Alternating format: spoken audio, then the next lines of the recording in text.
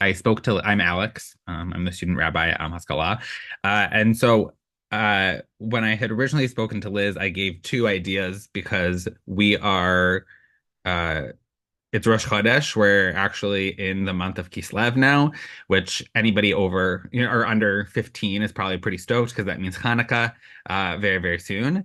Um, but it's also sort of a time of renewal. And so originally I had spoken to Liz about doing something about Rosh Chodesh and sort of about natural rhythms of time and Jewish celebration. And the other was this idea about excommunication, because I've been on a deep dive of excommunication in my own learning. And it's a fascinating topic that's quite strange, and one that has a lot of associations. Some people, when you hear excommunication, I think we often go to a Christian understanding of excommunication, or we maybe think of Baruch Spinoza, who was excommunicated at one point. Um, but it is still alive and well. It is with us, and it is hello. It is alive and with us, and it has quite of a kind of a long history. So I just want to talk a little bit about what we're going to do today. So first, I'm going to start us off in a Reconstructionist context, um, and that's funny. I like that. That's a good pun. Um, we're gonna start by talking a little bit about it in a Reconstructionist context, which is not particularly it's not contemporary, but it is modern. And then we're going to be spending quite a bit of time looking at some text, where conversation about what exactly excommunication is. And I will say it is very slippery, but most of that conversation happens in one of the sections of Talmud that we're going to spend some time with those sources. And then we're going to end by thinking a little bit about modern or contemporary applications. How is excommunication working for us today? How could it be working for us better, maybe, if we think that it's worth using it as a practice. Uh, I already sent to Liz. If you have any questions or want to see, look through the resources yourself, we can send out those resources. They are emailed to Liz, and she can send them out to you after if you want to take a look yourself, at what I'm offering, because trust no one. Trust but verify, I believe, is the phrase that I heard most recently that I quite liked. Trust but verify. So I'm going to be sharing my screen today for these, so that we can look at them together. And yeah, we'll take pauses to I'll take sort of formal pauses to ask if people have questions or thoughts or ideas that are running through their head. But please feel free.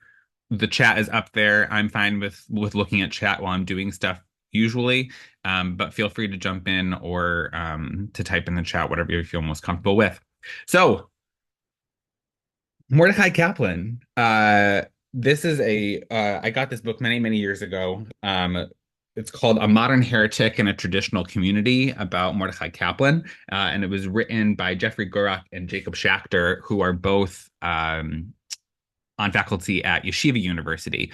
So I started actually thinking about this idea of heresy, excommunication, and what that all means when I started reading this book. It's very interesting. I highly suggest. It's somewhat chronological. It's a little bit of a biography of what could be considered Kaplan's heresy, which I find very interesting. And there were lots of reasons why Kaplan was not well liked, I'll say, by other Jewish groups. He himself did actually have Orthodox smicha. He was an Orthodox rabbi, by ordination. But obviously, as his life progressed, as different understandings and different theologies came to him, that really shifted, and he started to think a little bit differently. And part of that was that he would eventually go on in 1945 to write the first Reconstructionist Siddur, of which Kol HaNeshama, the one that we use today, is the daughter of that particular Siddur.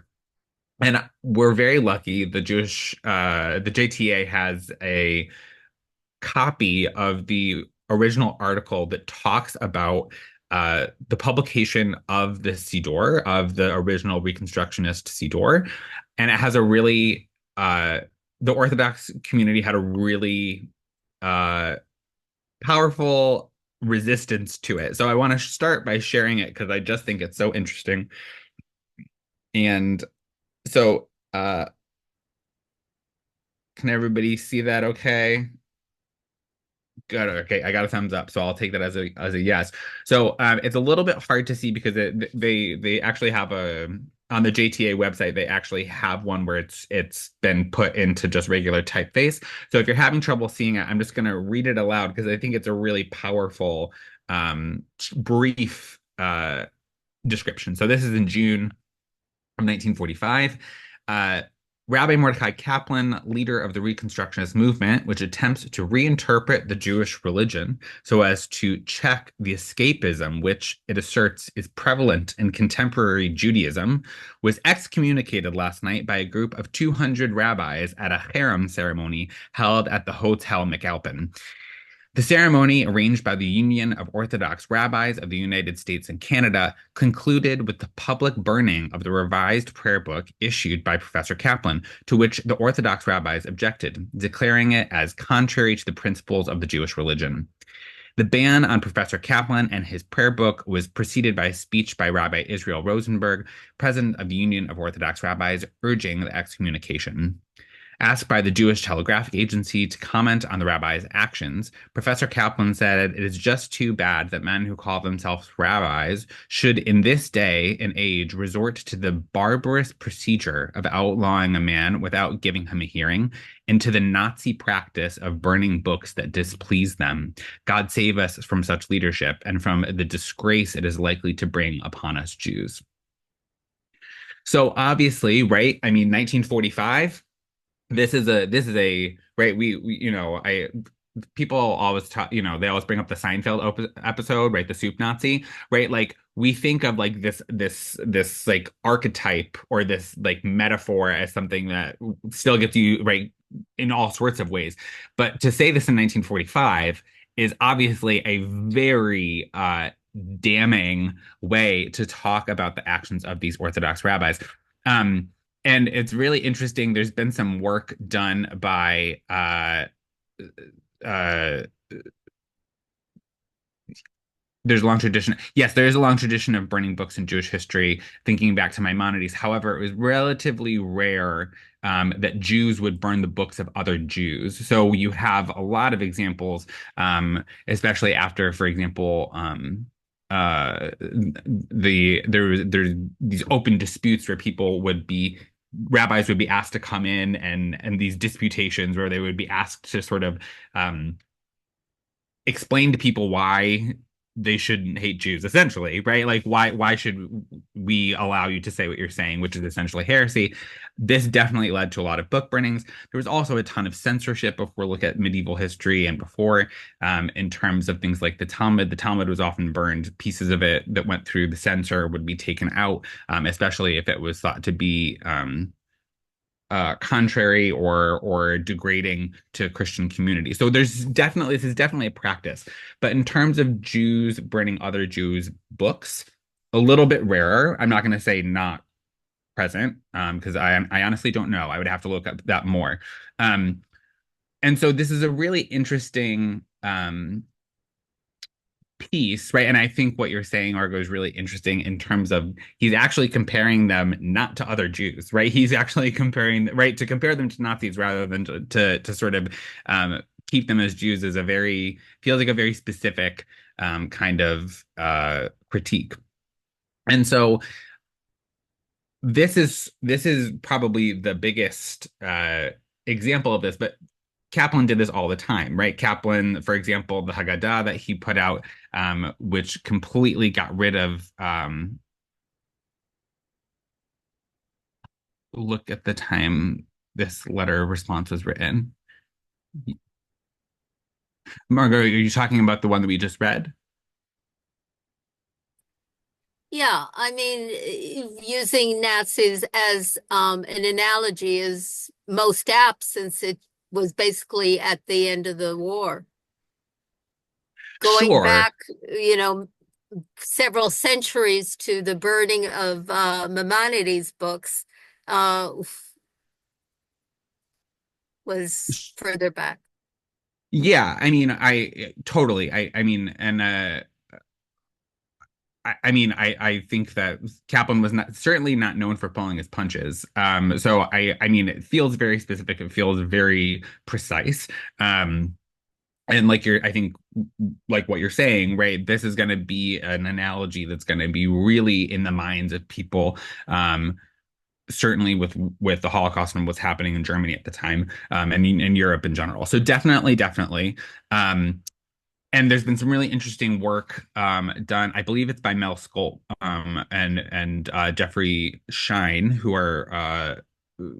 have done work on what actually was happening here, because there was discussion about who was responsible for this burning, and who was the one who sort of instigated it, and nobody really ended up wanting to kind of uh, take responsibility for it. I find the Orthodox rabbi's action unacceptable, but Kaplan's response is equally unacceptable, especially in its time. Inflammatory response. Well, I mean, uh, I will leave you to decide whether or not his response was appropriate or not.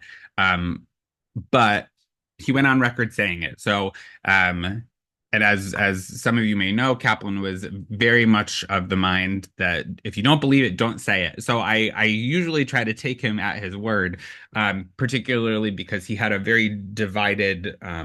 He was very good about keeping separate. If you look at his diaries, which Mel Sculpt actually put together an edited version of his diary. So now even the things that he kept private, his private voice and his public voice were kept apart for a very long time.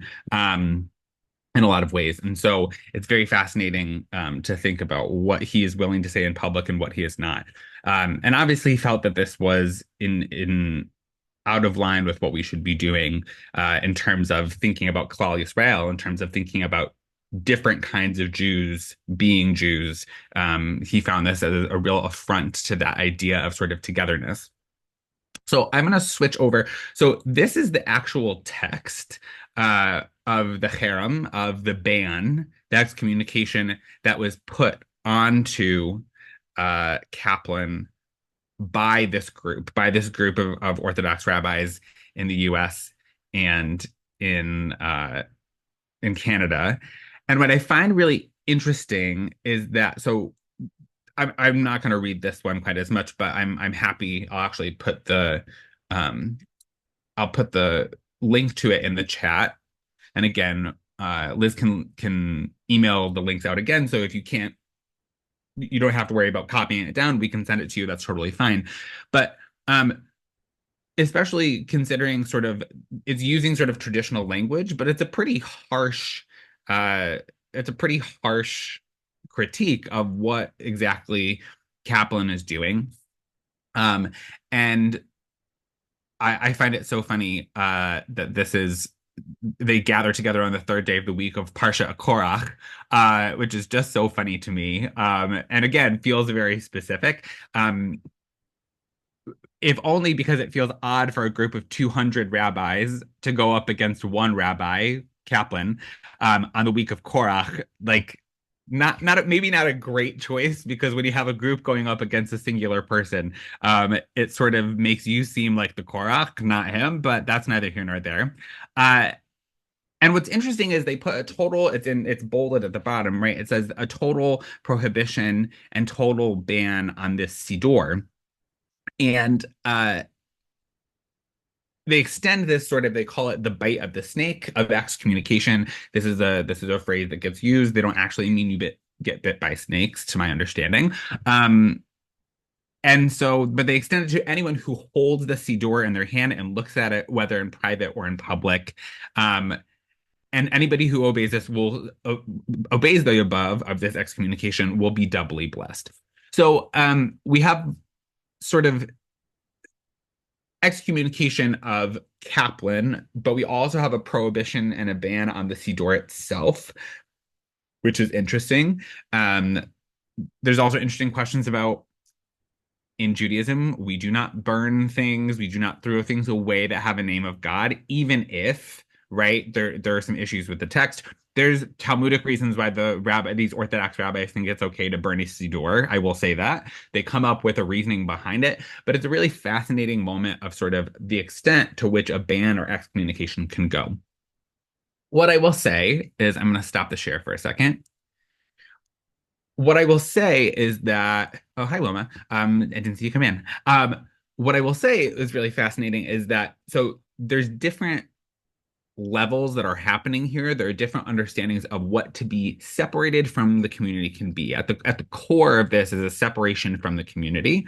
Harem ban is probably the most severe. Um, and it contains really sort of a total separation, similar to if we look in biblical texts. They don't use the word harem quite as much. They usually will talk about this idea of being karet, of being cut off from the community, which I think is actually might even be another level other outside of excommunication, or excuse me, out of harem. But that's for a different day. So what I want to talk about a little bit and what the sources we're going to look at in a second, we're going to be looking at a sort of a different category. We're not going to specifically be looking at harem, even though that's part of the spectrum, and we'll talk about where it fits in that spectrum. But we're going to be focusing mostly today on something called Nidui or Shamta. Nidui is the Hebrew word for it. Shamta is the Aramaic word for it. So we're going to look at that in a second. But before I do, I don't know if anybody has some thoughts or some questions that you want to throw out there. I have my pencil and paper at the ready, so I'm happy to write it down if we want to hold on to it to talk about it a little bit later. Yeah. Please. What were the points that Rabbi Kaplan made that upset the Orthodox rabbis so much that they felt that an excommunication was necessary?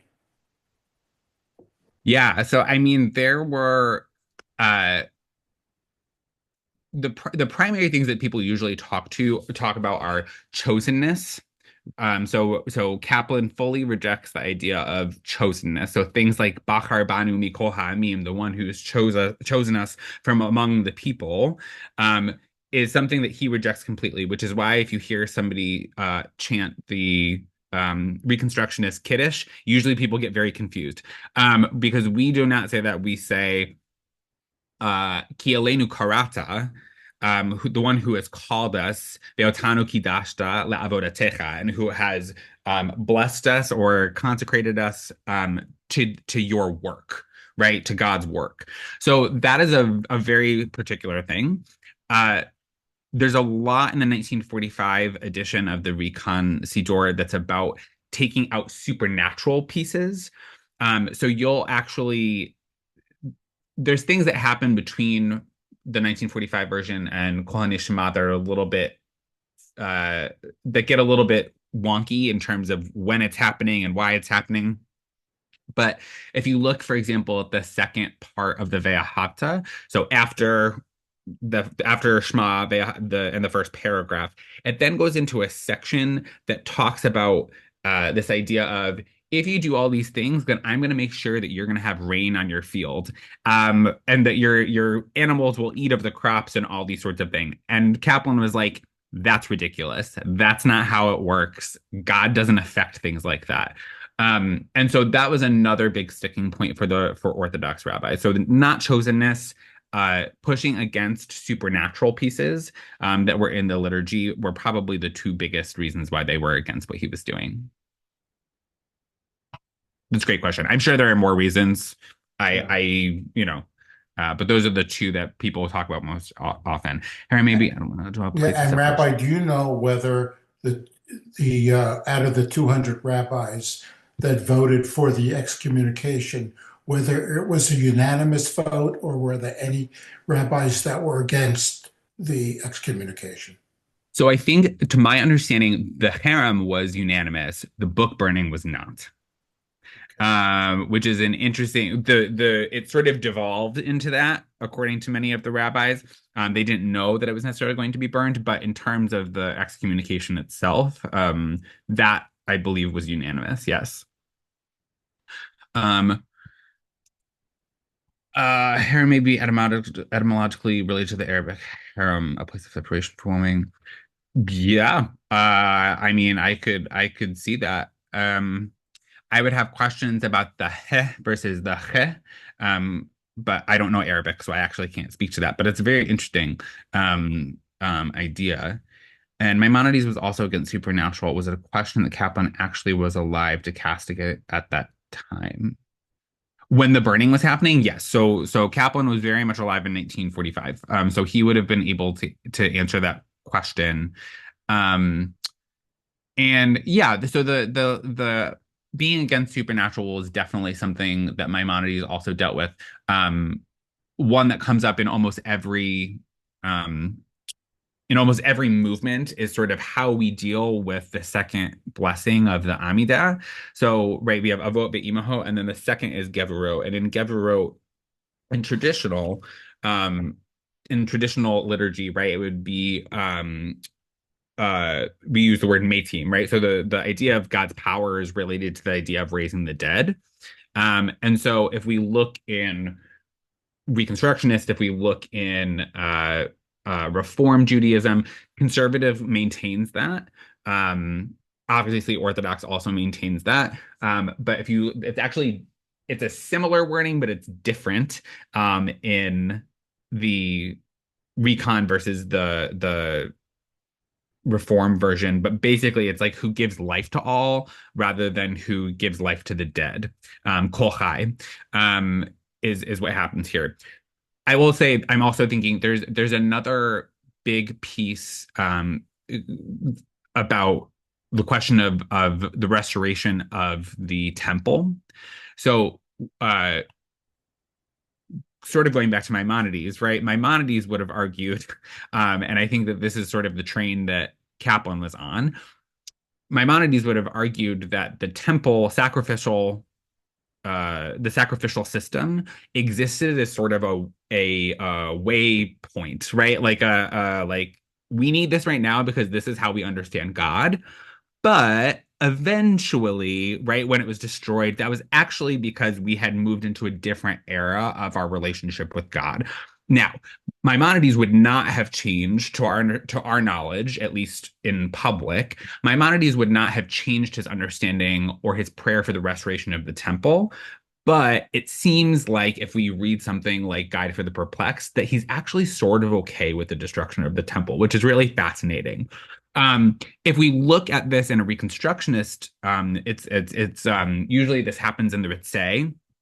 If you look at it, there's a really beautiful line that I'm not going to be able to say off the top of my head, but it's this idea of we talk about our souls flickering like the flame of the temple rather than the restoration of the temple itself. So that's a very small but very specific understanding, right? To not ask for the restoration of the temple cult would have been something that the Orthodox rabbis would certainly have been upset about.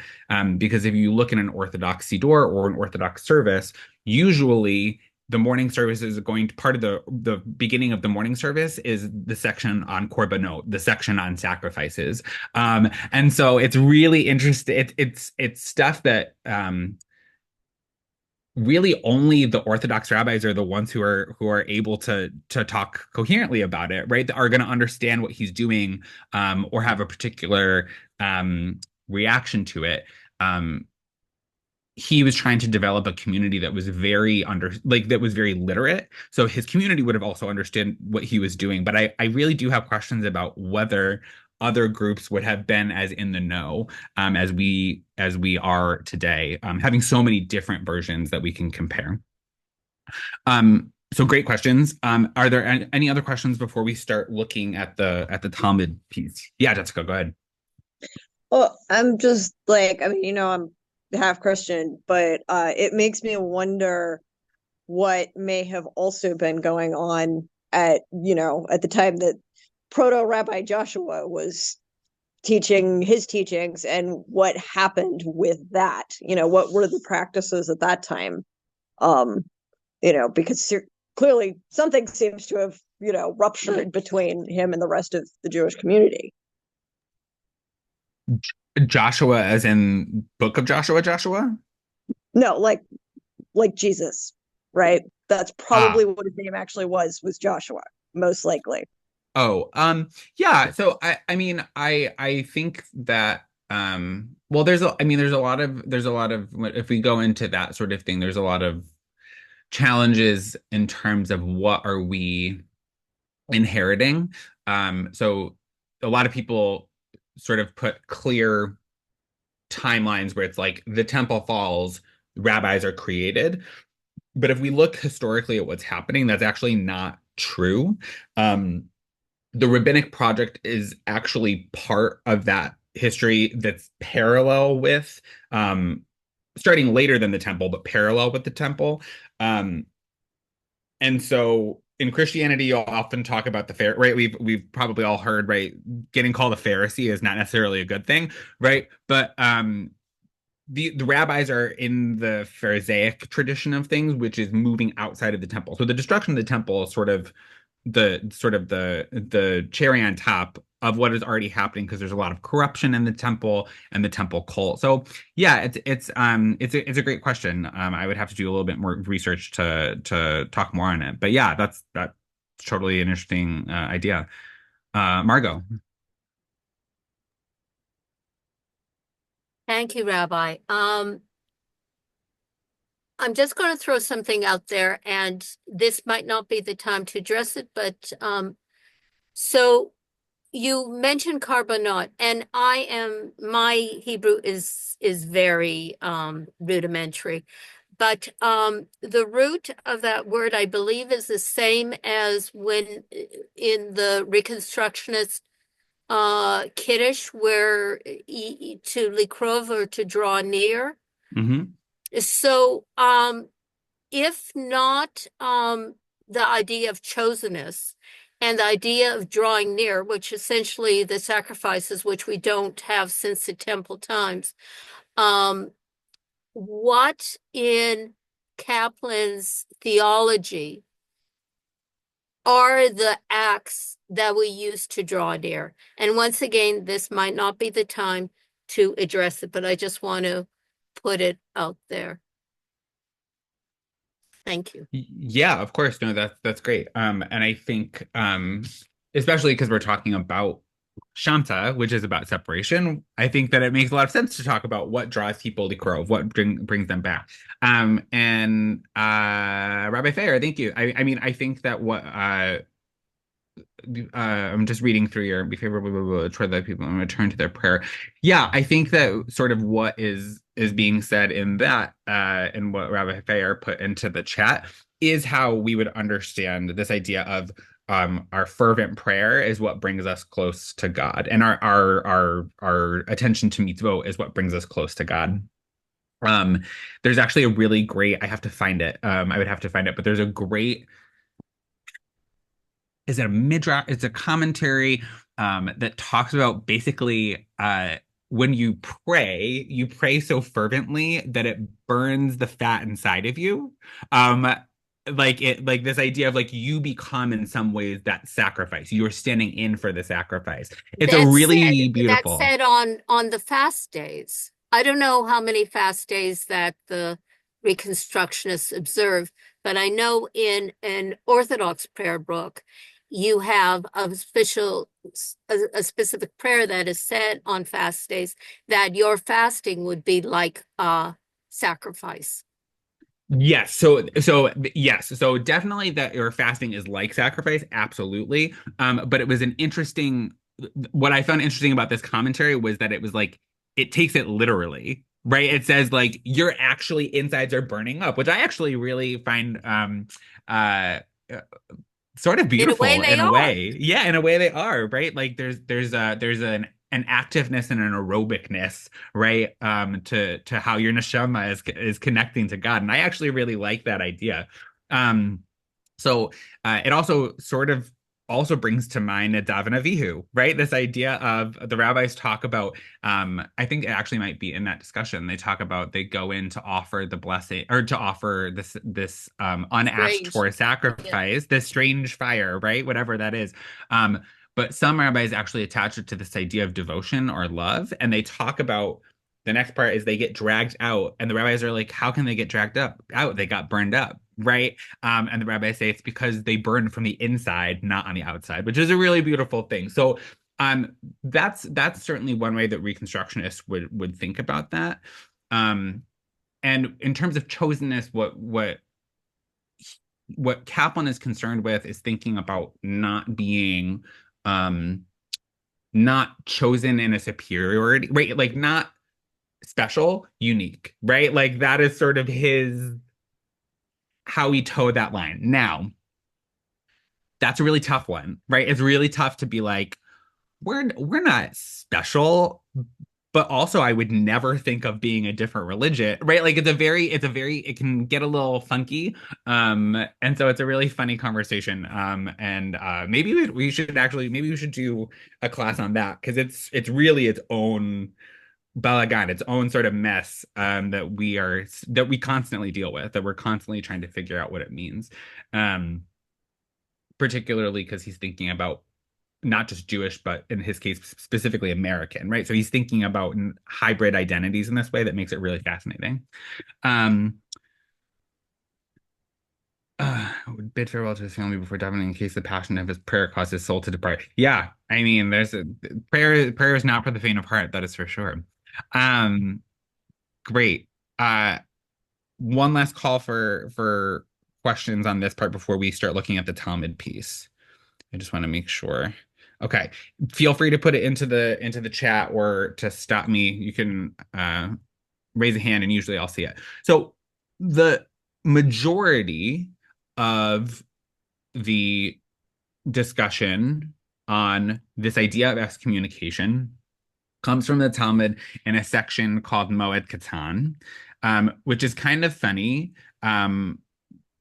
just because Moed has to do with festivals. And so it's a question of like, well, why do we have to worry about, like, why are we worrying about Shamta, our excommunication in this conversation about excommunication? Like, why is this happening during this festival conversation? So we're going to look at a couple things. I might skip some. I try to be as thorough as possible because it's really, like I tried to suggest, it's very slippery. This idea of what Shamta is and how it works and who does it is very slippery. Um, and so the first part of oh, yep, I'll make it a little bit bigger. Um, Sorry, I was trying to give some background before you jumped in. Is that good, everybody? Can we sort of see that? Is that okay? Okay. So the first part that we're talking about in Moed Katan, it happens a little bit earlier than this, but the rabbis start by sort of talking about being somebody who's being Nadui, being someone who is excommunicated. They're sort of trying to figure out how does it relate to this idea of a mourner. So to give you a little bit of context, because you'll probably be more familiar with rules about being a mourner. When you're a mourner, there are certain things that you're not technically allowed to do, right? You're not supposed to be necessarily washing your body. You're not necessarily supposed to be having sex. You're not supposed to be doing fun things. You're not cutting your hair. Thank you, Liz, right? So there are all these sorts of pieces that go into it. So in itself, being a mourner is a type of separation. And so it starts to make sense why the rabbis would talk about, oh, excommunication and being a mourner must share some common ground. In that Venn diagram, there must be something that's happening here. Now, they're not the exact same thing. We'll go on to talk about ways in which someone who's in mourning and someone who is excommunicated are not like each other, but they're important reasons why we should be using the mourner as sort of our example. So I'm going to actually I'm gonna just do this right now and put it in there. I apologize. I should have done this before. Anyone with the link, and I'm gonna copy the link. Great. And I'm gonna just put it into the chat so that we have it. If you want to look at it yourself. Um, there we go. Okay. So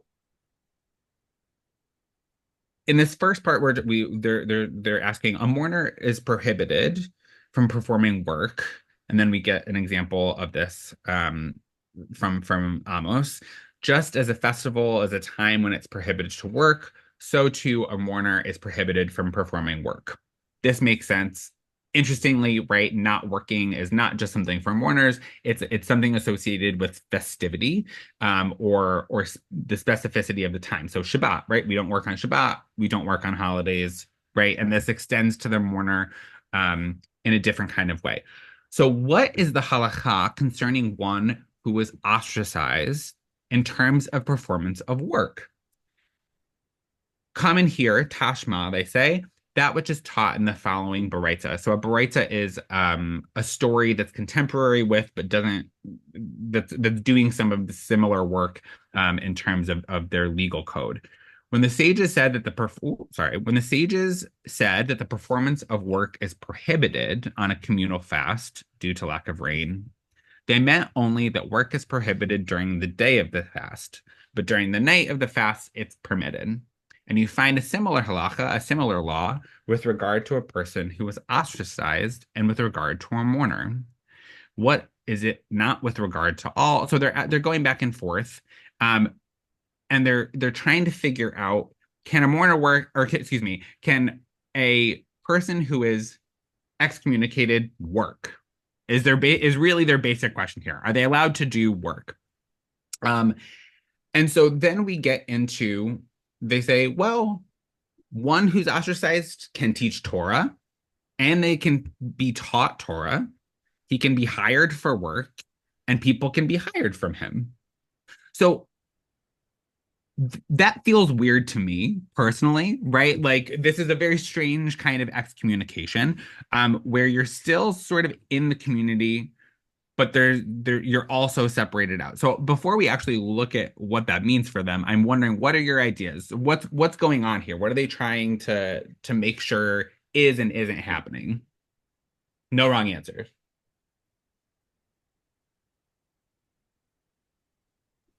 You can't be considered a representative of a community. They're making sure you're just unassociated, like, to all others, I'm guessing.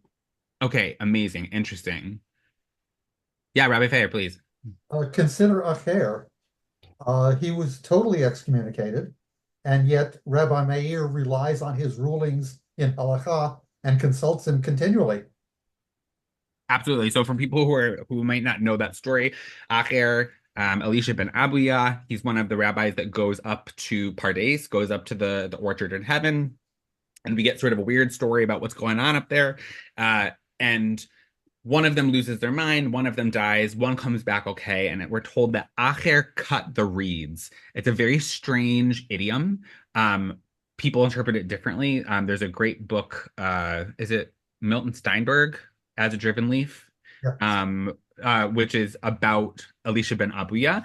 But yes, absolutely, right? He's doing sort of interesting stuff where people still want to learn from him, even though he's outside the community. There's a great one of my favorite. So that story comes from a different tractate of the Talmud. It comes from a section called Chagiga, which is about Chagim. And so there's something about festivals and poor choices. I don't know, but that's what I'm getting out of that. But there's a great story where he goes and he sees a prostitute, and the prostitute says, "Aren't you Elisha ben Abuya?" And it's Shabbat, and he like reaches into the ground and pulls up a turnip, and she's like, "Oh, then it can't be you." It's such a funny, like, strange story. But what I think it shows us, and I think what you're saying, Rabbi Fair, is this idea of, like, he is excommunicated fully, and yet somehow he's still in the mix. He's still doing some of that work. There's even a story about he's walking with his student Rabbi Meir on Shabbat, and they come to the point of where it's prohibited to walk any farther on Shabbat. He turns to Rabbi Meir and he says, "I no longer observe the halakha. I can continue to walk. You may not." Right. Right. So, and it's also interesting that there's this sort of consideration, right? So this idea of, in some ways, this idea of excommunication is part of like the social contract, right? There is a sense of some sort of care or understanding, and we're actually going to see that in a slightly different way as we move down into some of these things. I'm moving through sort of the halakhic pieces because there's some really interesting agatha. There's like interesting stories that I want to get to. So I'm moving quickly through these, not because I don't think they're interesting, but because I want to get to the stories because I think that they're a little bit more fun. Um, fun. I mean, it's excommunication. How fun can it be? But you know what I'm talking about. So we get into we get this really interesting, one of the first stories we actually do get is this idea of somebody who gets called by the court. So gets called by the court and refuses, right? So, and from where do we derive that we ostracize one who does not obey a court summons? As it is written, curse morose. So this curse morose comes from the story of Deborah. And we don't have to worry so much about that. But the rabbis are very concerned that you send a messenger and you say bad stuff about the messenger or about the people. And then they come back and they say, you know, I tried to get this guy to come to the court and he like was being kind of a jerk to me. And the rabbis, for some reason, are concerned that that's going to be considered lashon hara by the messenger. And they're like, it's not lashon hara. You're totally fine. And now we need to ostracize this guy. And so you're ostracized, you know, it says you're ostracized. We curse this person bitterly. And we get a little bit about what this means in terms of how people relate to this person. So from where it is derived that the curse applies to anyone who eats or drinks with or stands within 4 cubits, which is about the size of a forearm, of the ostracized person. As it's written, curse bitterly its inhabitants, in reference to all those who are sitting with morose. So morose is the ones that's getting the curse. Anybody around them would also be cursed. And we actually saw this in the letter that we talked about with the rabbis who say anybody who holds this book or looks at it in public or in private, they are also cursed. So this is a piece that's being taken out of this Talmudic sort of discussion and being brought into a modern context. There seems to be some interesting parallels to the Amish practice of shunning. The person is not completely thrown out of it. Yeah, right. Yeah, shunning would be a really interesting, is a totally valid way to talk about this or to think about this. My professor, I actually have the article literally right in front of me because I was reviewing it before. One of my professors, Dr. Sarah Lev, who teaches at RRC, wrote an amazing article for the Journal of Textual Reasoning called, you can't see it, but it's called Murder by Shunning. So happy to send that out as well. There are a couple people who are doing really interesting stuff with this idea of excommunication and shunning. Sarah Lev, Mira Wasserman, Dr. Mira Wasserman, who's also at RRC. Woo, I'm losing it, y'all. Too much tryptophan. So yeah, so shunning would be a good way to think about this. So I think that 6 feet, the distance separation. Yep. Yes, that's definitely possible. I think that that's a very interesting way to put that. So what we sort of need to talk about here is that they're also getting at this idea of it's not all yes or no. There is a spectrum of how we're to understand this. So we talked about cherem. So if cherem is the ultimate, right, like big ban, right?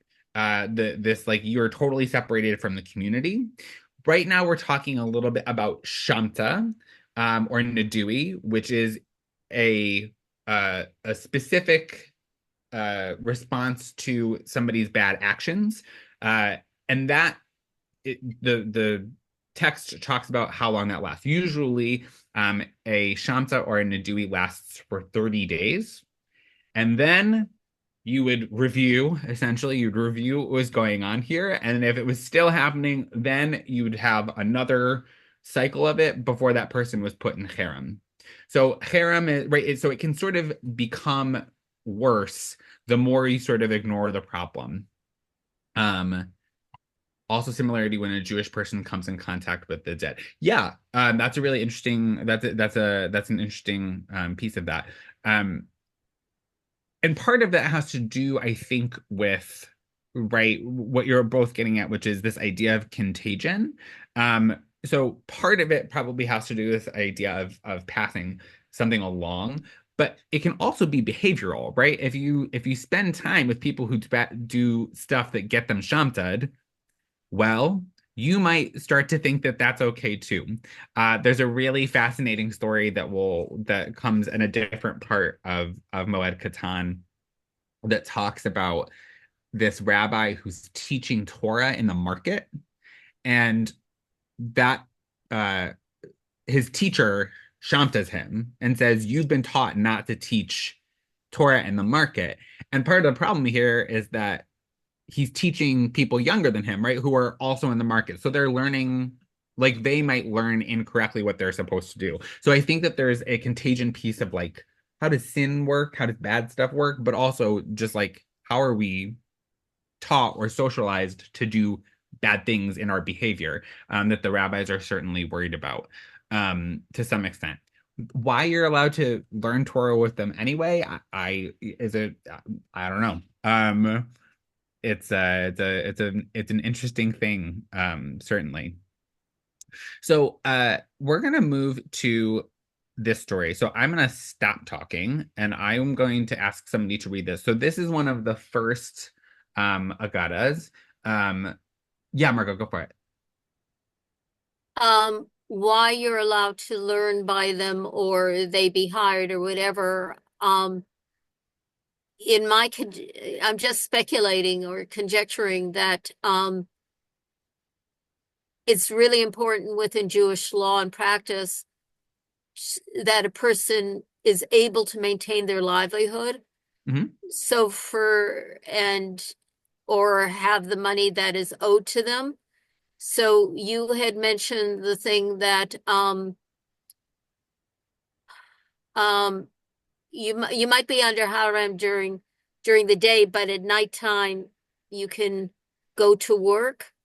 Almost like you might have given your cloak over on a loan during the day, but it has to be returned to you at night because you need it. So you need to be able to have livelihood. And it is that sort of interesting thing about being outside the community, and yet the community is going to make sure that you don't fall into such ways that your actual life be threatened. But as So I yeah, said, this is just speculation on my part. I don't know exactly. well, I mean, I totally hear you on the livelihood piece, and they talk about this idea of I'm forgetting the name. It's basically they say like, yeah, they can go sell water in like a very specific region that's actually very dangerous. Right? Like that's how much livelihood that they can that's how they can get their livelihood. So they're certainly not trying to make it easy for you. But I think you're totally right that there if they wanted to sentence you to death, they'd sentence you to death. So clearly, if you die, that's not the point. Shamta, to some extent, is a temporary sentence, right? The idea is that you're figuring out what you need to figure out, and you're going to come back, right? So I totally agree with you there. The studying Torah is where I'm a little bit interested in that. And as we said before, right, we have examples of like Acher teaching Torah and all this sort of stuff. So why, you know, why that is part of that, I'm not totally sure. Part of it might have to do with not thinking about learning Torah as a singular activity. We're not gonna go on a wild goose chase for it, but there's a very interesting turn that happens in the 18th, 19th century where we have a shift from in reading practices and literacy practices. So, right, this is why we have Chavruta in Judaism. This is why we have public recitations of things, because for a very, very long time, in fact, most of the history of literacy is a group activity, right? And part of that is economic, right? Part of that is literacy levels, right? So books weren't necessarily cheap, or codexes or scrolls, whatever you want to call, like whatever you're reading, right? These things were hard to produce. They were hard to find. They were not cheap to buy. And even though Jews traditionally have much higher literacy levels throughout history, right? The number of literate people was always going to be less than they are today, right? That's just sort of how education was likely to work, especially if we're talking about women. And so we have a shift in reading practices the further we get along, so that the idea of somebody reading by themselves, to themselves, by themselves, as a leisure activity is really happening much, much later than this. So, maybe it's just unthinkable that somebody would sit there and learn Torah by themselves. I don't know. Or maybe they're worried if you study by yourself, you'll come to the wrong opinion once again, and just continue to be Shamta. So, um, so we're gonna look at this story. So, does somebody want to read this piece about the butcher? Go for it, Liz. The Gemara relates that a certain butcher behaved disrespectfully toward Rab Tuve bar Matana. Abaye and Rava were appointed to the case and ostracized him. In the end, the butcher went and appeased his disputant, Rab Tuvi. Abaye said, "What should we do in this case? Should he be released from his decree of ostracism?" His decree of ostracism had not yet been in effect for the usual 30 days. On the other hand, shall he not be released from ostracism? But the sages wish to enter his shop and purchase meat, and they are presently unable to do so. What then is the most appropriate course of action? He said to Rav Idi bar Avin, "Have you heard anything with regard to such a case?" Rab Idi bar Avin said to Abaye, "Rav Tachlifa," forgive me for butchering all these names. You're doing great. He said that Shmuel said as follows: a shofar blast at the time of the ostracism makes it binding, and a shofar blast releases it. I'm gonna have you pause right there. Okay. Thank you very much, Liz. Okay, so this is a really I think that this is a really funny story. Butchers come up a lot. Kind of weirdly come up a lot in the text for different reasons. There's one part in Yoma that has a butcher where it doesn't go so great for him. But in this case, it's just like, okay, so the butcher acted disrespectfully to him. Okay, so he acts disrespectfully. We're not exactly sure what that means. Butcher, baker, candlestick maker. Absolutely. We love it, right? These are archetypes, right? We are talking about a butcher, but we're actually not talking about a butcher, that sort of thing. So absolutely. So the butcher does something. And what I think is really important here is that the butcher behaves disrespectfully toward Rav Tuvi. That is that, and it's enough for him to be ostracized. Okay. So what I think is important here is that in this section of Talmud, we're moving away. Remember, our first one was talking about this guy who gets summoned to court. So clearly he's done something that is legal, right? Like that's part of it. But the reason he gets shamsad is because he refused to come to court and he was rude to the messenger. So Shamta is weird because it's not necessarily because you did something legally wrong. It could be that you were just disrespectful, which is, I guess, good and I guess really hard, right? Like that's a broad category. It's really easy to feel disrespected. I find that interesting. And in this case, we see that we have these rabbis who come in to try to adjudicate the case, and they say, "Yep, we should." And the butcher appeases him in some way. I just can't get over this idea of what do we do? Do we ostracize him? Or do we release him? It has him in 30 days. Do we release him? The rabbis want to buy meat from him. Right? Which is just so funny. It's such a weirdly human moment of like, okay, I know this is supposed to be 30 days, but the rabbis are really looking to buy some chopped liver, and this guy's in Shamta. Um, and to go back to what Margot is saying about your conjecture about what's going on here, it makes it fuzzy, right? Because we thought that they could work, right? We thought that they could do all of these things. So what's the problem? Why are they having trouble getting the meat? If this person is right, like, is the deli counter smaller than 4 cubits, and that's the problem? Do they have to talk to him too much in order to order the meat? Like, it's not totally clear about why this would be a problem for them, but it's affecting their legal reasoning to some extent, right? It's enough that they're questioning, we need him, so should we release him before the 30 days are up? Um, and we see this again and again throughout this section of Moed Katan, and we get this weird thing about a shofar blast at the time binds and a shofar blast releases. So this section, I will tell you, is that they are talking about in the Moreau section that we looked at before, they're talking about when somebody gets ostracized, you got to tell everybody about it, right? So there's a publicness to this ostracism that to like, you got to make people aware, to the point that we're actually using a shofar to alert people to it. And this shofar binds, shofar releases is actually, they decide, doesn't work in this case of disrespecting. It only works in cases where we're talking about a monetary problem, right? Where we're talking about an actual legal thing that's happening. They're hungry, it's getting in their way. I mean, it feels, like I said, it feels very human. How many butchers were there in town? Maybe this is not cut off the nose of the community to spoil the face. I mean, I don't know, right? I don't know how many people are in this particular, how many butchers are in this particular town. But it's a good question. But he's the good butcher, yeah, right? What is it? Every community has to have two shuls, the one you remember and the one you would never step foot in, right? Like, I don't know, maybe that's what's going on here. Um, yeah, I don't know.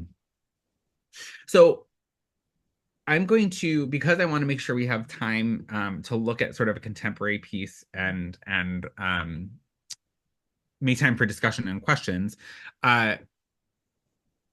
I'm going to stop the share for a second. What I do want to share with you is, so we're sort of setting up all of these things of, well, it has to get adjudicated.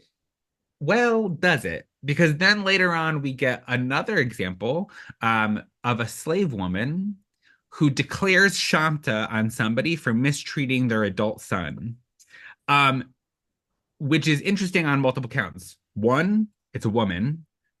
Two, not a rabbi, which in this time period, woman would imply that, but all the same, and a slave, which is fascinating, right? So where we start in terms of Moed Katan, these idea of the rabbis can declare Shamta for this legal summons or resisting a legal summons.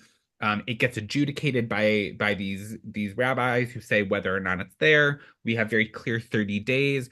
We have all of these indications that this is a very formal, very specific process. But as we move through the texts, what we see is that actually this is not how Shamta is practiced. We have a theory of it, but it's not always how it's practiced. To the point that an individual can do it if you're disrespectful. Women can do this, or at least we have an example of a woman doing it. I will put it that way, right? An example does not mean it's the law or the practice, but it shows that it has happened in some way in their legal imagination. So Shamta becomes something that's it's a question of, is it legal or is it social? Really, to me, is the reason I'm sort of interested in this. And I think that I have talked about it before, but we read more and more about all the ways in which the social pieces of like social pressure is being used to agitate for I think for really good reasons, and sometimes obviously for really negative reasons. But I'm wondering about it because I don't know if Shamta and cancel culture are quite the same thing, but I think it's a really interesting question of how these things are interacting. Do we have effective means to do it? Um, Particularly because Shamta is in some ways understood to be temporary, right? Shamta is a tool about punishment in some way that's temporary. And so this idea that we have these sort of ways, these tools of doing things and how we use them is really a hot question in my mind. And so what I want to share with you is one example in contemporary Judaism that I think is really important. And then I just want to sort of open it up for questions, discussion. What you're taking out of it, or how you think this sort of shows up in your own life, even if you've never called it Shanta before. So I'm going to share my screen one more time. And I'm going to share something that I think most of you are probably pretty familiar with, but nonetheless, I think it's interesting to think about how it fits in. So this is from 1996. It's a local thing. Wife finds revenge in old Jewish law.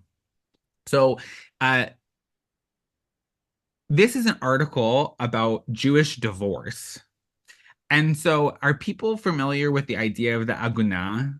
Have we heard this phrase before? Okay, so if you have not, an agunah translates to chained, a chained woman. And what happens in this is that because civil divorce and religious divorce are different things, there are times when people get just a Jewish marriage, or they get a civil and a Jewish marriage. Actually, in the state of New York, I just found this out recently. In the state of New York, if you get a Jewish marriage, if you do a Jewish religious marriage, it counts legally as a civil marriage. Right, you're entitled to similar things in New York law. I found this out from a friend. Very interesting. But you can divorce somebody civilly, but refuse to give them what's called a get. So particularly in Orthodox communities, men are the ones responsible for initiating a get, a bill of divorce. And so they can refuse to give this bill of divorce. And what that actually does to the woman in this case is it means that they're not allowed to remarry, which, maybe that doesn't sound like a huge deal, but that creates extreme financial burdens on people, right? Because if you don't have the education, you don't have a good job, whatever it might be, and you really would rely on a two-income household, it prevents you from being able to sort of move forward on that. And there are examples of people spending, there's a contemporary version of this article from Vogue, which is really good. I actually recommend it. But the woman in the middle, her ex-husband, essentially, in theory, has withheld a get for about 10 years. And this is really, really problematic in Orthodox communities. We don't necessarily think about it as problematic in liberal communities, liberal Jewish communities, but it's a piece of our culture that I think is really important to bring up. So I'm so sorry, Margot. Is the Yiddish Shanda and it's a Shanda? Oh, that's a great question. I don't think so, but I would steal it. I would quote you. That can be cruel on the stream. Also, if she remarries without a get, the children. Yes.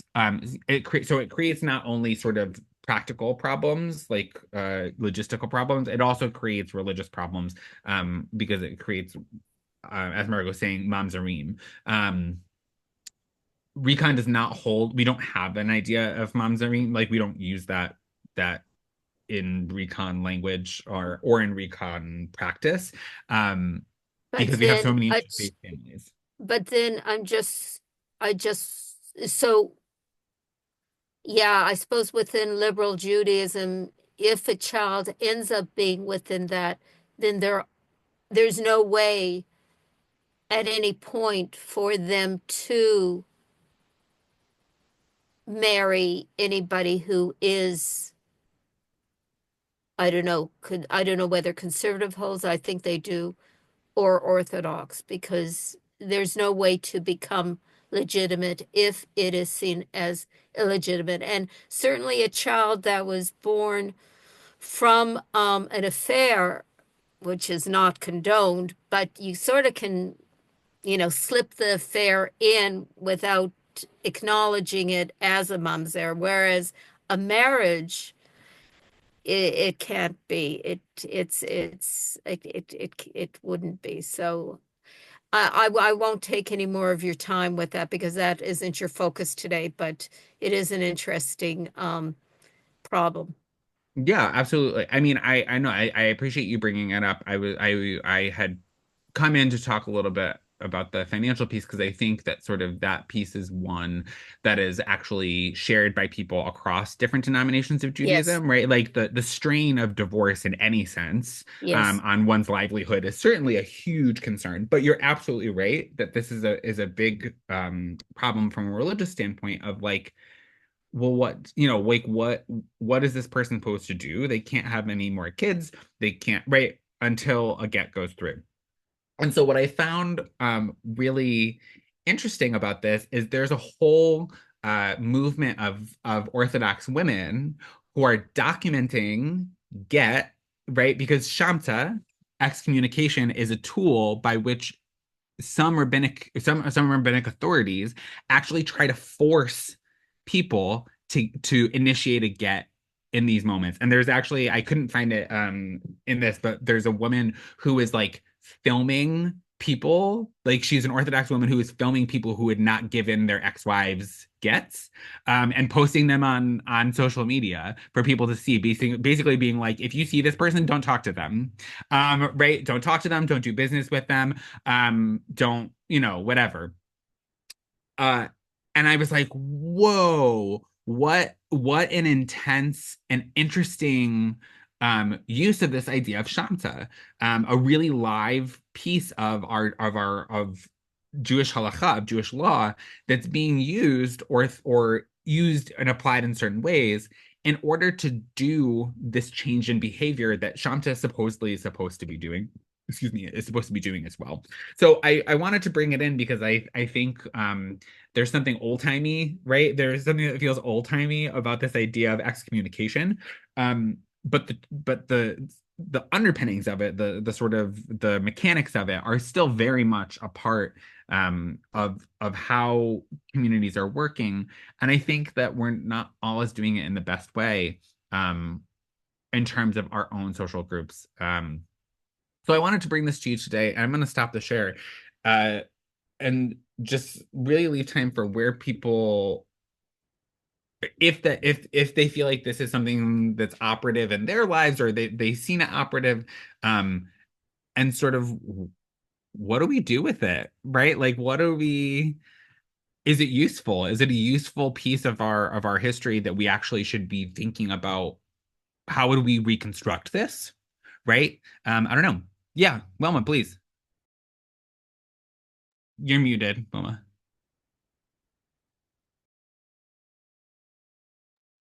Okay, so evidently there's a tribunal of rabbis that can excommunicate you.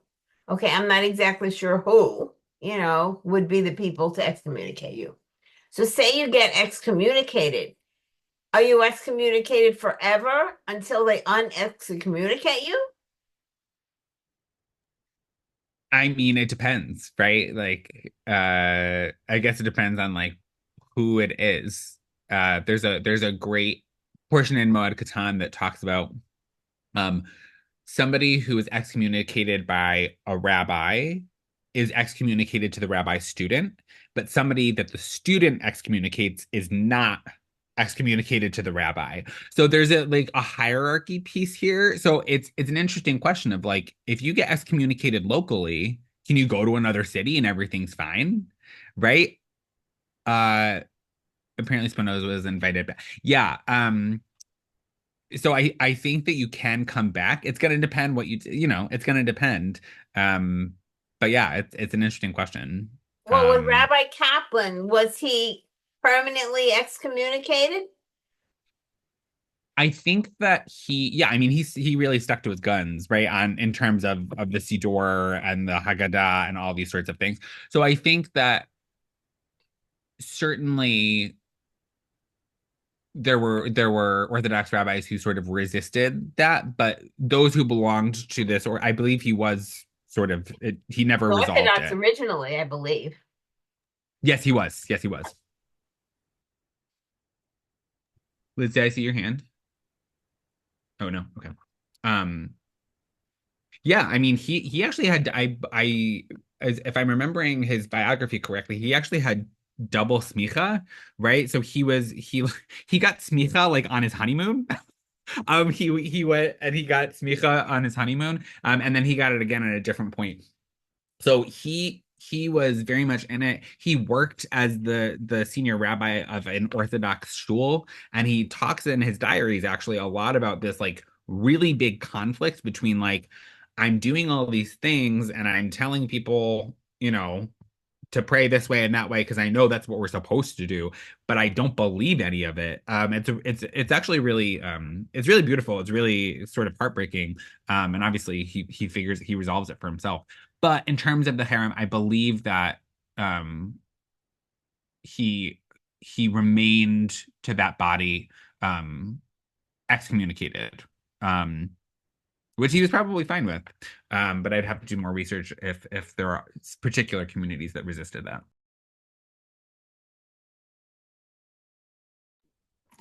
You were saying it's kind of like Shamta, Shamta again, harem.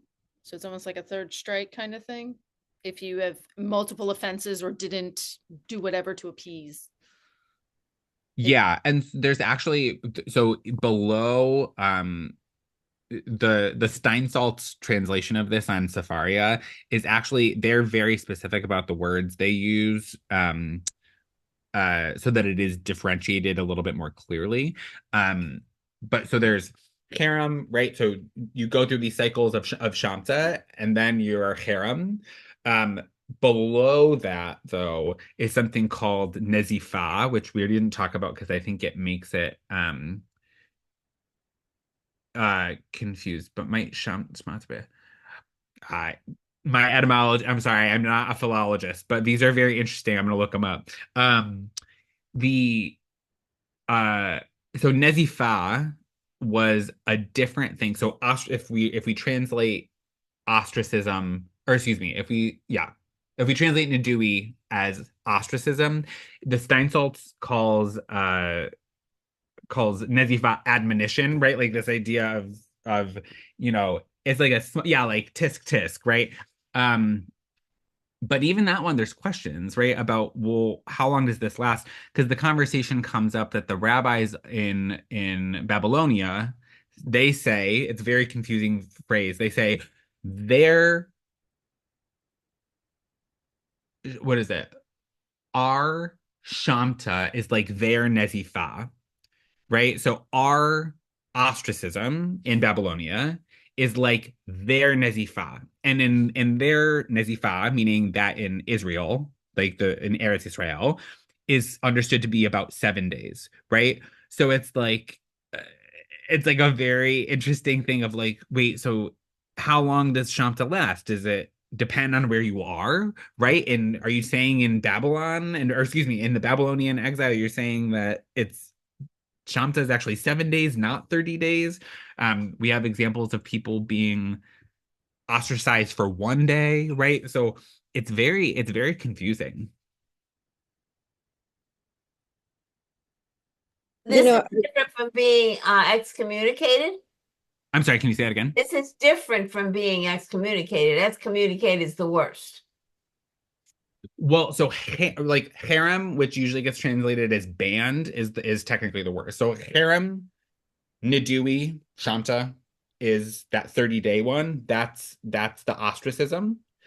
Nezifa is below that, and it's admonition. But why I'm saying that's problem, like it's not always clear, is because that lowest level actually has a lot of different time pieces that are associated. So some say it's 30, some say it's 7, some say it's one day. So it's a little bit confused.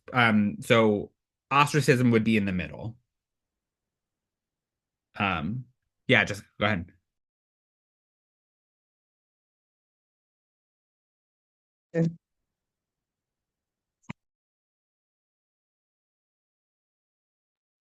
You're muted.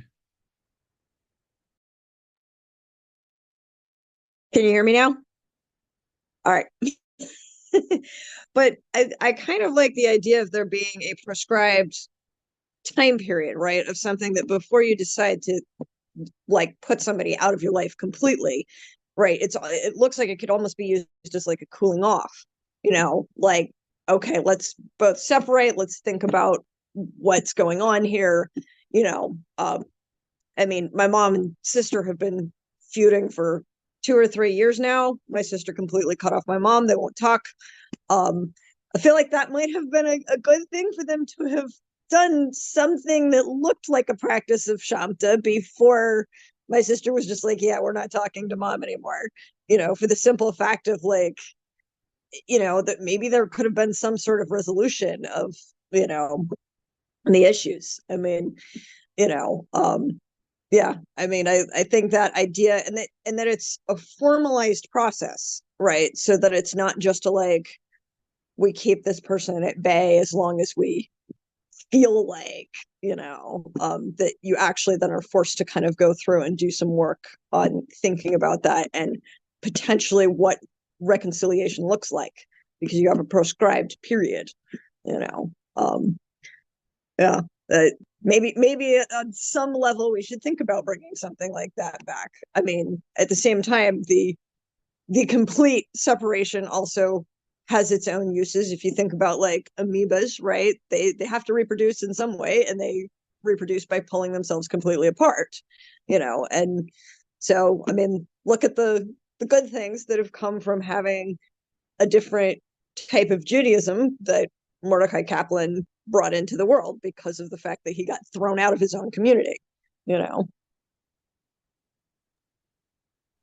yeah. I mean, there are different pieces to it that I think work and pieces that we would be like, that doesn't work quite so much. But I hear you when you say this formalized process. I will say there doesn't seem to be a clear understanding of what it means when you come back. Which feels odd compared to the Torah, where it's like, well, you stay out of the camp for 7 days, and then like you have to make a sacrifice, and then you go immerse yourself in water, and then you come back, right? There's not quite as much about that, which I find interesting. So the formalization is definitely a big question mark, as to what it could look like, but I really appreciate that. Yeah, Margot and then Robert. I'm going to let Robert go ahead of me because I've been speaking, but I'd like to speak after Robert. Thank you. I'm curious, since Rabbi Kaplan was excommunicated from the Orthodox denomination, are you aware of any other excommunications to the present day? I'm sure there have been. Um, I would I would have to look up, but I would certainly not be surprised if there were some sort of excommunications that came out of, for example, the decision to ordain women in the reform movement, the decision to allow LGBTQ people to go to seminary, the decision to allow interfaith marriages within a community, the decision to allow um, uh, rabbis to be in interfaith relationships. I think that it would be shocking to me if there's not at least one rabbi who has not ordered some sort of harem on this. I think that it's also right. I talked about this idea of social contract. I think it's also like it feels a little bit gestural when we're talking about interdenominational stuff because it's like, well, this is like it's not binding on me because I'm not part of your community, right? So they're like that's a really tough thing. Like people have to understand themselves as part of a community, I think, in order for it to be effective. Um, so I would definitely need to look that up, but it's a great question. I would also be interested in uh whether or not right this idea of excommunication against a right the first one was against a book as well as Kaplan stuff like then we're talking about like movements and stuff like that. I don't know, it gets harder the bigger the corporation is, so but I'm gonna look that up and I'll definitely make sure that I get you information if I can find more specific ones. Thank you. Yeah, absolutely, it's a great question. Mar go. Yeah. Yeah, just regarding what Robert said, I'm wondering whether within modern Orthodoxy, as compared to the Orthodox community, I think maybe Rabbi Avi Wise, when he started to ordain women through the Maharat, etc., might have for a time been. Um, Anyways, let me go to my two questions. And the first question, once again, in terms of the etymology, is there any connection between the word nidui and vidui? Do you know? I would say probably not. I don't know for sure. I Okay. would say Okay. probably not, though. Yeah. And also a question of being cut off, whether temporarily or not, and how Judaism traditionally viewed it. Was there any correlation between the Shamta, the Nidui, and the Nidifa, and being a Nazir? Uh, so, not necessarily. Which Not is come not to by Adam. different things, but Yeah, okay. I don't believe etymologically, but I think it would No, be I'm not talking about interesting. etymologically now. Oh, I'm oh, talking oh, about oh. in terms of um, conceptually. So I would say that one thing that we didn't really touch on too much, but does make sense to me, is there's examples of people who take on, right, like they put themselves in Nadui because they realize that they've done something wrong. And so Nazir, like the Yeah. Nazarite, Okay. right? Like the Nazarite takes an oath upon themselves. So that might be conceptually a piece of it. Okay. Yeah. Thank you. Um, And I just want to say how much I've enjoyed today's study. Thank you very much. Thank you. Yeah, thank you so much for your great questions and for spending some time. Um, it's it's an interesting topic. It's a really rich topic. And you know, I tried to scratch the surface a little bit. So if you want to talk more about it, let me know. And Liz will send out that information so you can take a little bit of a closer look. There's more sources on the source sheet that I'm sending out. Which paints, you know, an even more interesting picture, and it's not exhaustive, right? But I really appreciate that. Um, yeah, please, Marcia. Just, I'm a little confused. Judaism is such a religion of laws, and any dispute between any people goes to a tribunal, and the rabbis, react to it and come to a decision. What laws are being broken here if one person is ostracizes another one or things of that sort? And why isn't there more of a traditional? I mean, we know if somebody kills somebody else's cow, there's a monetary resolution that comes up. Why is none of that involved in any of, these types of rulings or decisions? So there are, right? So there are examples, right? The shofar binds, the shofar breaks, right? Like that part. That is, they say that that is specifically Shamta that is in relation to monetary. So there are examples of it relating specifically to halakha. The difficult one is there's a lot about the honor, like the rabbi's honor. Really mostly rabbis. This is like really hierarchy. There's a big conversation about that as well, about like why are we putting rabbis on a pedestal? I don't think they should be. I say that with great love to my future colleagues, but um the right in those cases, because this is really like a feeling, right? Like you can't legislate that, right? Like something that I would be like, oh, you're so funny, like good joke. Somebody else might be like, how dare you? So it's really hard to understand like what the legal piece is coming in here. Or about how that like sort of gets in there. What I will say is that um there the one of the examples talks about there's a chavruta that's having a discussion about a piece of halacha, and one says we should ask my dad, a rabbi, and both of their teachers, and the other one says what's he gonna know about it? Um, and so they go to him, and the son tells the dad like what the student said, and the student comes in, and the rabbi goes, "Is that wind at the door?" Essentially, is like I can't that's so weird. I can't hear you. Um, and so it's like, it's not legal in the sense of doing something wrong, but it's because he is a halakhic authority. Like there's legal, it's like questioning the legal system in a way. If you're questioning the teacher, which we might like that, we might hate that. I kind of hate it personally, but that's just me. Um, does that answer your question, Marcia? Is there another piece of that? Because I feel like I answered half of it.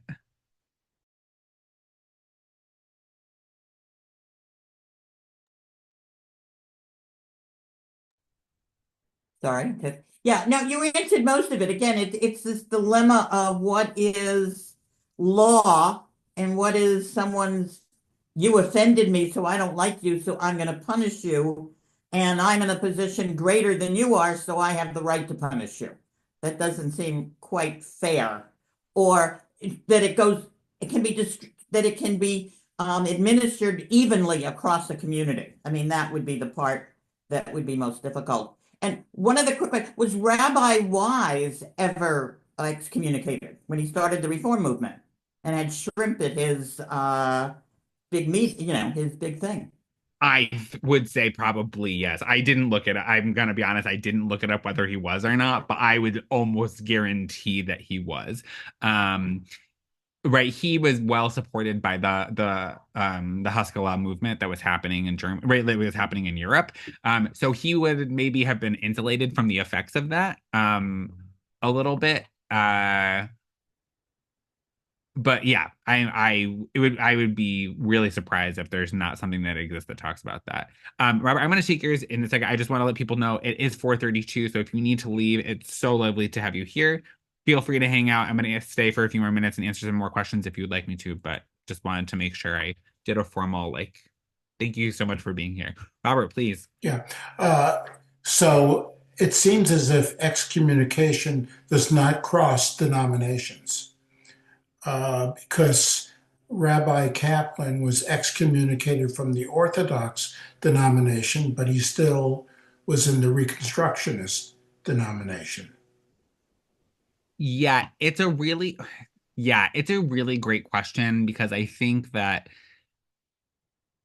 right. So I'm thinking of Guide for the Perplexed is a really great example of this. Guide for the Perplexed was right, Maimonides, huge towering figure, studied by so many people and as they're learning halakha, but not Guide for the Perplexed. You would be very hard pressed to go to a hardcore Orthodox yeshiva and find a copy of Guide for the Perplexed because it is the most closely it's really towing the line.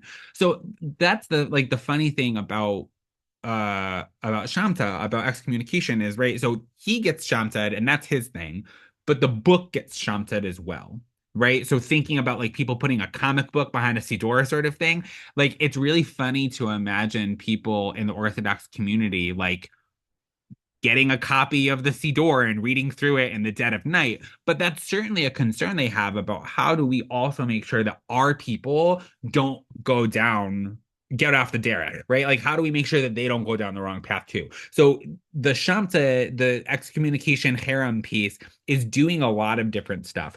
And so when we say, does it go across denominations? I think that there are ways in which it does sort of interpenetrate, but it often doesn't necessarily have to do with the person all the time, right? The person, it's like we assumed that we weren't going to allow you to be part of us, but we really want to make sure that we're also like keeping control on what people are consuming, right? That person might produce. Baruch Spinoza, right? People don't want people studying the philosophy of Baruch Spinoza because they're worried about what it will do, which is sort of a separate thing. So it's an interesting question. I would have to look more about how it's worked in the past. And I don't know if I've ever seen a liberal community Shamta somebody outside. Right. So that's an interesting piece. Like, do we actually as a movement see it as a technology that we can use? I don't know. I haven't seen it. So I have a question. Can you excommunicate a book and not a person? I don't think that But, they would I don't know. You don't call it excommunication. You ban it in some way. Yeah, I think that it gets, I think that it gets really fuzzy, especially right? Like if you didn't know who the person who wrote it was, then like I guess you could ban a book and the person would be safe. But yeah, that authorship piece is really interesting. When you Yes, Rabbi talk Thayer. about Maimonides, they said the one thing that he did would be banned, but he doesn't get excommunicated. Right. I mean he was, but it's like hard. It's like the butcher, right? Like, but we need the meat. I'm like, yeah, Maimonides is brilliant, right? Like, just ask him, right? Like, he's a genius. So it's really hard to be like, you know, uh, to excommunicate, you know, the smart guy, so to speak. But yeah, Rabbi Thayer and then Jessica. Yeah, my recollection is that with Spinoza, they were also afraid of the Dutch Reformed Church's reaction to him that would come down upon the Jewish community. Mm-hmm. So it was self-preservation that they kicked him out. Okay. So Yeah. Spinoza was excommunicated? Yes. Okay. Yeah. Yeah, I mean yeah, certainly there's lots of reasons to do it, to say yes or no or whatever, right? And it's not always clear why you'd allow it, right? And it's funny now because we're like Spinoza is like everybody reads Spinoza, like you always read Spinoza at some point. So it's a very funny thing. Time is a fickle thing, but yeah, thank you for pointing that out. Yeah, just go ahead. I also think of J. Robert Oppenheimer when he was denied his security clearance. And the authorities were so frustrated because they couldn't classify his head away from him. He was brilliant. Yeah. Yeah.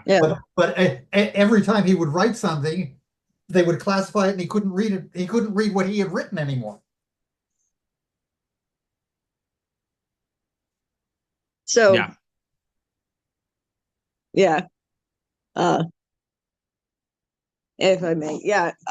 So back to Wilma's question, of course, of can you like do something with the book and not the person? I mean, it's funny. I think about. I mean, it's a parallel religion, so it's not it's not a Jewish example, but I think about Gerard Manley Hopkins, who was a poet and who was also a Catholic priest. And the Catholic Church kind of did do that to him. He gave a sermon that was just too weird for them. And so they shuffled him off to a monastery where he became an abbot or something like that. And then he wasn't, publicly preaching anymore. But like they basically, they kind of got him to stop with his writing, but then didn't actually throw him completely out of the Catholic Church, But they stole his platform so that the teachings couldn't kind of. Pretty much. Yeah. Wow. He was specifically hidden from public view. Well, keep your friends close, keep your enemies closer, right? I will say, just to that, this proves nothing, but it is a very interesting story that happens later on. There's a story about that there's something's eating the rabbi's shoes. This is in the Talmud, I promise you. There's something that's eating the rabbi's shoes, and they can't figure out what it is. So they put a Shamta on whoever's eating our shoes, and the dog's tail goes up in smoke, right? Or like sets on fire, right? So like that's an interesting thing of like they Shamta somebody based on the action, but they don't know who they're Shamtaing, and something happens because of it. So like I don't know, right? Like it's a really funny thing. Like, can you Shamta a thing but not the person? Does it have to be both? Are they separate Shamta? Like I don't think that we come down to a really good answer, but it certainly gives us a lot of really good questions. Yeah, so thank you so much, everybody, for being here today and for asking those questions. If you have more questions, please feel free to send them my way. Liz, anything we that we're plugging for now? No, I'll put an email out with a link to the recording and all the links from Alex with the source sheet and all the goodies, so you can dive back in. Yeah, this was fun. Thanks. Thanks everyone for Good being luck, Alex. Thank That's you. good.